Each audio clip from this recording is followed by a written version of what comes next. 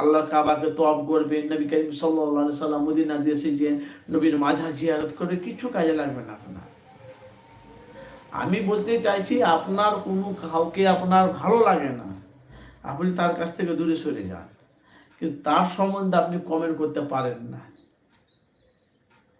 ভালো করে বুঝবেন, তার সম্বন্ধে আপনি কমেন্ট করতে পারেন না, কেন আপনার ভালো লাগবে না, আপনি ওখান থেকে বেরিয়ে যান, কিন্তু আপনি কমেন্ট কেন করবেন? আপনারা বলেন ভাই, আমি যে আপনাদের সাথে এতভাবে আমি যে লাইফে আপনাদেরকে আমি বাস্তবটা মানুষের কাছে তুলে ধরি, অনেক মিডিয়া আছে, অনেক সাংবাদিক আছে, ভালো করে বুঝবেন, অনেক মিডিয়া আছে, অনেক সাংবাদিক আছে, আমি যেভাবে মানুষের কাছে তুলে ধরি কথাগুলো ভাই, আমার নলেজ আছে, যতটুকু আমার নলেজ আছে। অথচ ভাই যে আমি কোরআন হাদিস, আমি কোরআন পড়তে পারি, কোরআন খতম করেছি, তারপর আমার নবীর আদর্শ নিয়ে আমি কিছু গবেষণা করেছি, পড়েছি, জানি, নবীর চরিত্র নিয়ে, নবীর সাহাবীদের চরিত্র নিয়ে সব জানা আছে। আপনারা জানেন সোশ্যাল মিডিয়া আমার অনেক জলসা, হাজার হাজার জলসা, গজল, নাত আমার আছে। তো ভাই ওদিকে আমি এখন এখন এখন এখন সাংবাদিক লাইনে এসেছি, মাঝে মধ্যে টুকটাক আলোচনা করি, আপনারা জানেন। আর আলোচনা যদি না করি, এরকমভাবে আপনাদের সাথে আলোচনা করতে পারতাম না। আরও তো মিডিয়ার আছে, আমি যে আপনাদের সাথে যেভাবে কথাগুলো বলি, আর সব মিডিয়ারা এইভাবে কথা বলে? আপনারা বলেন। আমি এক্ষুনি যে আমার নবীকে, আমি যদি এই যে বসে আছি আপনাদের সাথে কিছু কথা বলার জন্য, আমি যদি মনে করি এক্ষুনি আমার নবী শিশুকালের জীবনে আমি আপনাদের কাছে 3-4 ঘন্টা ধরে বলতে পারবো। আম্মা জান আয়েশার কথা আলোচনা করতে পারবো, আম্মা জান ফাতেমা রাদিয়াল্লাহু তাআলার জীবনী আমি বিয়ে থেকে মৃত্যু পর্যন্ত জীবনী জানি, বা ছোট মানে বাচ্চা কাল থেকে বিয়ে পর্যন্ত তার জীবনী আমি জানি। আমি তো আলোচনা করতে পারি আপনাদের সাথে।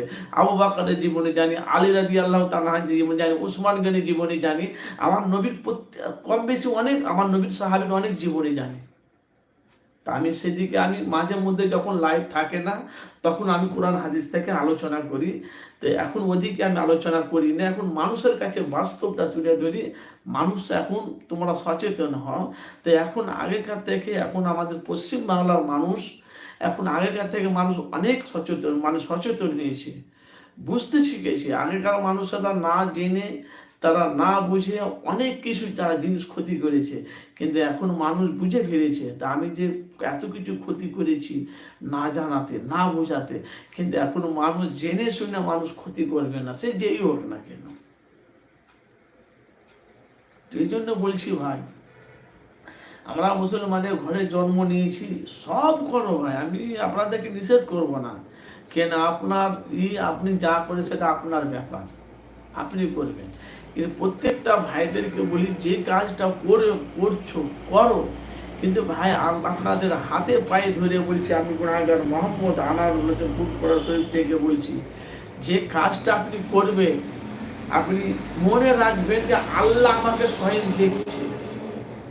যে আল্লাহ পাক যে সৃষ্টি করেছে, যে আল্লাহ সৃষ্টি করেছে, আপনি ভাবে আমি যে কাজটা করছি আল্লাহ কিন্তু আমাকে স্বয়ং দেখছে।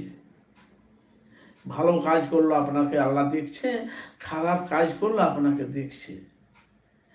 আপনারা বলবেন ভাইজান আপনি মানে বোঝান, আর কোরআনের আয়াত কোথায় আছে? অবশ্যই আছে। তো আমি আপনাদের কাছে এসেছি ভাই, মানে এদিক ওদিক নিয়ে বাস্তবটা মানুষের কাছে তুলে ধরছি। আল্লাহ কোরআন পাকে বলছে বিসমিল্লাহির রহমানির রহিম, ওয়া হুয়া মাকুম আইনামা কুনতুম।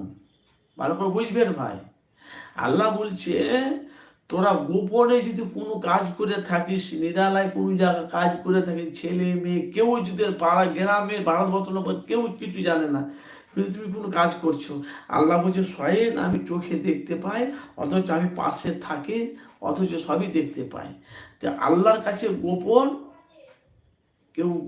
কেউ আল্লাহর কাছে গোপন রাখতে পারবে না। হাসরের মাঠে 1 মিনিট।